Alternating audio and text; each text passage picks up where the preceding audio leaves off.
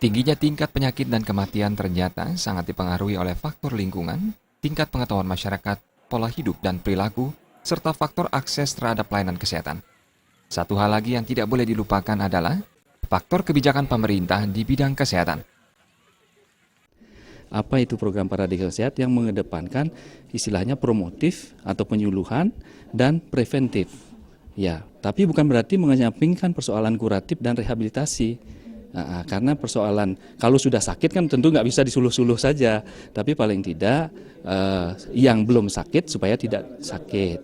Menurut Aderai, selaku salah satu pelaku kesehatan masyarakat, sudah seharusnya mengubah paradigma sehat. Masyarakat sebaiknya menjaga pola hidup sehat dan mengontrol pola makan. Memahami dan mengedukasi diri kita betapa nikmatnya sehat, bukan kebalikannya mencari sehat dengan menganalisa sakit. Jadi fasihlah terhadap sehat, bukan fasih terhadap sakit.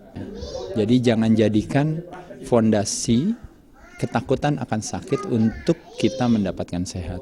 Tapi jadikan fondasi kesadaran kita betapa nikmatnya sehat, maka sehat itu akan kita miliki. Sehat bukanlah tujuan, tapi sehat itu adalah jalannya sendiri. Makanya jalan sehat disebut dengan pola hidup sehat.